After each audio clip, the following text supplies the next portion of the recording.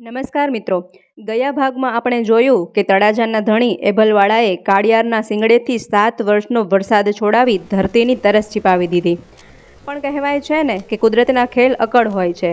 જે વરસાદ એભલવાળાએ છોડાવ્યો એ જ અનરાધાર વરસાદ એક કાળી મધરાતે ખુદ એભલવાળા માટે મોત બનીને ત્રાટક્યો. અને ત્યારે સીમાડાના એક નેસડામાં શરૂ થઈ એક ચારણ સ્ત્રીના સત, શીલ અને અતિથિ ધર્મની અગ્નિ પરીક્ષા. તો આવો જોઈએ આ ભાગ 2માં એભલવાળાના જીવનની સૌથી મોટી કસોટી અને સાંઈ નેસડીના અડગ સતની અમર લોકવાર્તા.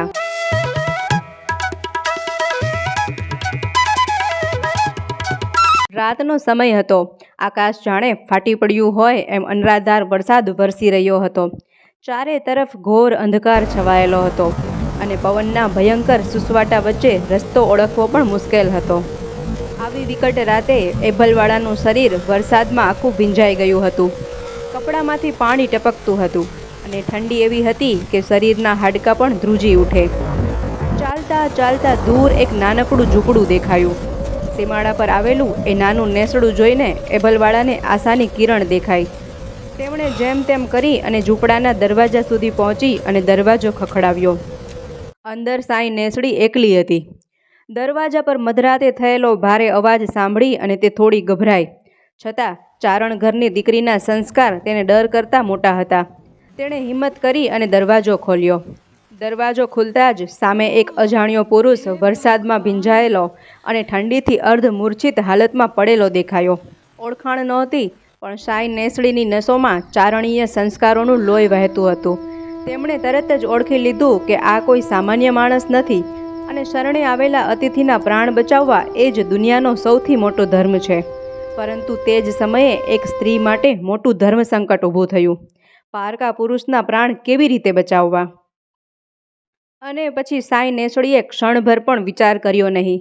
આ રાતે આ માણસને બહાર રાખીશ તો જીવશે નહીં, એવું વિચારી તેણે તેને ઘરમાં લઈ લીધો. તેણે પહેલાં તેના શરીર પરથી ભીના કપડાં દૂર કરાવ્યા, અગ્નિ સળગાવ્યો અને શક્ય તેટલી ગરમી આપવાનો પ્રયાસ કર્યો. દૂધ ગરમ કર્યું અને ઘરગથ્થું ઔષધ આપ્યું. પરંતુ એભલવાળાના શરીરમાં ઠંડી એટલી ઊંડે સુધી ઘૂસી ગઈ હતી કે માત્ર અગ્નિની ગરમીથી ચેતના પાછી આવતી નહોતી. હવે સાંઈ નેસડી માટે મોટું ધર્મ સંકટ ઊભું થયું. એક તરફ સમાજની લોકલાજ હતી અને બીજી તરફ સામે પડેલા અતિથિનો જીવ. મારા કારણે જો કોઈ શરણે આવેલો માણસ મરી જાય તો ચારણ ઘરની દીકરી તરીકે એ કલંક હું કેવી રીતે સહન કરી શકીશ? આ વિચાર મનમાં આવતા જ તેણે પોતાના સંકોચને બાજુ પર મૂકી દીધો. તેણે માનવતા અને અતિથિ ધર્મને સૌથી ઉપર રાખી અને પોતાના શરીરની હૂંફથી એભલવાળાના ઠંડા પડી ગયેલા શરીરને ગરમાવવાનો પ્રયાસ કર્યો. થોડા સમય પછી એભલવાળાના શરીરમાં ધીમે ધીમે ચેતના આવવા લાગી. સાંઈ નેસડી રાતભર તેની સંભાળ રાખતી રહી. ક્યારેક ગરમ દૂધ આપતી, ક્યારેક ઔષધ આપતી અને ક્યારેક અગ્નિ પાસે બેસાડતી. ધીમે ધીમે એ અજાણ્યા માણસની આંખો ખુલી. સવાર પડતા વરસાદ પણ ધીમો થયો. એભલવાળો સંપૂર્ણ ભાનમાં આવ્યો ત્યારે તેમણે સમજાયું કે આખી રાત એક અજાણી સ્ત્રીએ પોતાના ધર્મ અને સાહસના બળે તેમનો જીવ બચાવ્યો હતો. એ સમયે તેમને ખબર પડી કે તેઓ કોઈ સામાન્ય માણસના ઘરમાં નહીં, પરંતુ ચારણની દીકરી સાંઈ નેસડીના આશ્રયમાં હતા. એભલવાળાનું હૃદય કૃતજ્ઞતાથી ભરાઈ ગયું. તેમણે સાંઈ નેસડીના ચરણોમાં નમી અને કહ્યું, માં, આજે તારા કારણે મને નવો જન્મ મળ્યો છે. તું મારા માટે માત્ર અતિથિ સેવા કરનાર સ્ત્રી નથી, તું તો મારા માટે માતા સમાન છે. તારો આ ઉપકાર હું આખી જિંદગી નહીં ભૂલું. પછી એભલવાળાએ વચન આપ્યું. તળાજાનો એભલવાળો તને વચન આપે છે કે જીવનમાં ક્યારેય તને મારી જરૂર પડે ત્યારે મને યાદ કરજે. તારી હાકલ સાંભળી અને હું જરૂર આવીશ. આ વચન માત્ર શબ્દ નહોતું. આગળ જઈ અને આ જ વચન એભલવાળાના જીવનની સૌથી મોટી કસોટી બનવાનું હતું. વર્ષો પસાર થયા. સાંઈ નેસડીનું જીવન ફરી સામાન્ય બની ગયું. પતિ પરદેશ ગયા હતા અને સમય જતાં તેઓ પોતાના નેસડે પાછા ફર્યા. પરંતુ ગામના દરેક માણસનું મન એક સરખું હોતું નથી. કેટલાક લોકો સાંઈ નેસડીની પવિત્રતા અને તેના ઘરની પ્રતિષ્ઠાથી ઈર્ષા કરતા હતા. એક દિવસ કોઈએ તેના પતિના કાનમાં ધીમેથી વાત નાખી. અરે, તમે પરદેશમાં હતા ત્યારે અહીં ઘરમાં કોણ આવ્યું હતું એની તમને ખબર છે? પતિએ ચોંકીને પૂછ્યું, કોણ આવ્યું હતું? એ માણસે સીધો જવાબ આપવાના બદલે શંકાનું બીજ વાવી દીધું. રાતે એક અજાણ્યો પુરુષ તમારા નેસડે રોકાયો હતો. હવે તમે જ વિચાર કરો. બસ એટલું જ પૂરતું હતું. વહેમનું ઝેર માણસના મનમાં એકવાર ઘૂસી જાય પછી સત્ય પણ ખોટું દેખાવા લાગે. સાંઈ નેસડીના પતિના મનમાં પણ શંકા ઘર કરી ગઈ. જે સ્ત્રીએ અતિથિનો જીવ બચાવવા પોતાની લોકલાજ સુધીની ચિંતા કર્યા વગર માનવધર્મ નિભાવ્યો હતો, એ જ સ્ત્રી હવે પોતાના ઘરમાં શંકાની નજરે જોવાઈ.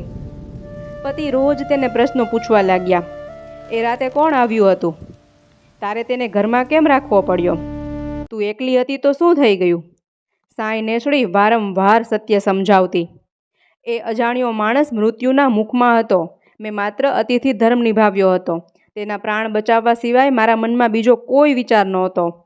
પરંતુ વહેમથી અંધ બનેલા માણસને સત્ય ક્યાં દેખાય? દિવસો પસાર થતાં શંકા ગુસ્સામાં ફેરવાય અને ગુસ્સો ત્રાસમાં. સાંઈ નેસડીને કડવા શબ્દો સાંભળવા પડતા, અપમાન સહન કરવું પડતું. પરંતુ તેણે પોતાના સત અને શીલનો ક્યારેય સાથ છોડ્યો નહીં. તે મનમાં વિચારતી, સાચું શું છે એ ભગવાન જાણે છે. દુનિયા ભલે મને ખોટી સમજે, પણ મારું અંતરાત્મા મને ઓળખે છે. છતાં રોજનો ત્રાસ વધતો ગયો. આખરે એક દિવસ સાંઈ નેસડીએ નક્કી કર્યું કે હવે મૌન રહીને આ અન્યાય સહન કરવો નહીં. તેણે આથમતા સૂર્યની સાક્ષીએ હાથમાં પાણી અંજલી રાખ્યું અને સૂર્યદેવને પ્રાર્થના કરી, હે સૂર્યદેવ, જો હું પવિત્ર હોઉં તો આને એ વાતની ખાતરી કરાવો. અને તે હાથમાં ભરેલા પાણીના અંજલીના છાંટા પોતાના પતિ પર ઉડાડ્યા. જેવા જ છાંટા ઉડ્યા તેમ જ સમ સમ કરતા જાણે અંગારા ઉડ્યા હોય તેમ તેના પતિના શરીરમાં બળતરા થવા લાગી અને ફોડલા ઉપડી પડ્યા અને તેમાંથી પરુ વહેવા લાગ્યા. પોતાના પતિનું શરીર થોડા સમયમાં સડવા લાગ્યું. આંસુ સારતી સાંઈ નેસડી પોતાના બીમાર પતિની સેવા કરે છે. વૈદ બોલાવે છે, પરંતુ પતિની તબિયતમાં કોઈ ફેર પડતો નથી. અને આનું નિરાકરણ શું એ સાંઈ નેસડી પોતે જાણતી હતી, પરંતુ તે સામેથી કહી શકે એમ નહોતી. જો કોઈ તેને પૂછે તો તે કહી શકે. એ રીતે વૈદો બોલાવ્યા. આખરે કોઈએ પૂછ્યું કે આનો ઉપાય શું? ત્યારે સાંઈ નેસડી એ ઉપાય મનમાં વિચારી લે છે અને તેને વર્ષો પહેલાંની એક વાત યાદ આવી. તળાજાનો એભલવાળો તને જરૂર પડશે ત્યારે હાજર થશે. સાંઈ નેસડીને લાગ્યું કે હવે એ વચનની કસોટી લેવાનો સમય આવી ગયો છે. એક વહેલી સવારે સાંઈ નેસડીએ પોતાના પતિને બોલાવ્યો. પતિ વૃદ્ધ અને બીમાર હતા. શરીરમાં હવે પહેલાં જેવી તાકાત રહી નહોતી. સાંઈ નેસડીએ કોઈ ઝઘડો કર્યો નહીં. તેણે એક મોટું કંડિયું તૈયાર કર્યું. પતિને તેમાં બેસાડ્યા અને કંડિયું પોતાના માથા પર ઊંચકી લીધું. આ દ્રશ્ય જોઈને આસપાસના લોકો પણ આશ્ચર્યમાં પડી ગયા. એક સ્ત્રી પોતાના પતિને કંડિયામાં બેસાડી અને ક્યાં જઈ રહી હતી? કોઈએ પૂછ્યું, સાંઈ ક્યાં જાઓ છો? સાંઈ નેસડીએ શાંતિથી જવાબ આપ્યો, તળાજા. તળાજા શા માટે? તેણે કહ્યું, જે માણસે ક્યારેક મારું વચન લીધું હતું, આજે હું તેનું વચન લેવા જઈ રહી છું. આટલું કહી તે પગપાળા નીકળી પડી. માથા પર ભારે કંડિયું, કંડિયામાં બીમાર પતિ અને મનમાં વર્ષોથી સહન કરેલું દુઃખ. રસ્તો સહેલો નહોતો. ક્યારેક કાંટા પગમાં વાગતા, ક્યારેક ધૂળ ઉડતી, ક્યારેક તડકો માથા પર પડતો. શરીર થાકી જતું, પરંતુ સાંઈ નેસડી અટકતી નહીં. તેના મનમાં માત્ર એક જ વાત હતી, મારા સત્યની સાક્ષી હવે તળાજાનો દરબાર આપશે. લોકો રસ્તામાં તેને જોઈ અને આશ્ચર્ય પામતા. કોઈ તેને પાગલ કહેતું, કોઈ તેના સાહસની પ્રશંસા કરતું, પરંતુ સાંઈ નેસડી કોઈની વાત સાંભળતી નહીં. આખરે લાંબી મુસાફરી પછી તળાજાનો દરબારગઢ નજરે પડ્યો. સાંઈ નેસડીના પગ થાકથી કંપી રહ્યા હતા. શરીર પર પરસેવો હતો અને માથા પર કંડિયાનું વજન હતું. પરંતુ જેમ જ તેની નજર તળાજાના દરબારગઢ પર પડી, તેના ચહેરા પર એક અલગ જ આત્મવિશ્વાસ આવી ગયો. કારણ કે હવે તે પોતાના દુઃખની ફરિયાદ લઈને નહીં, પરંતુ એક જૂના વચનની કસોટી લેવા દરબારના દ્વારે આવી પહોંચી હતી. પણ હવે સવાલ એ છે કે શું વર્ષો પછી તળાજાનો ધણી એભલવાળો પોતાની આ ધર્મની માને ઓળખી શકશે? શું ભરેલી કચેરીમાં એક રાજા પોતાના આપેલા વચનની લાજ રાખશે? અને સાંઈ નેસડી પોતાના પવિત્ર શીલ અને સતની સાક્ષી આખા પંથક સમક્ષ કેવી રીતે પૂરશે?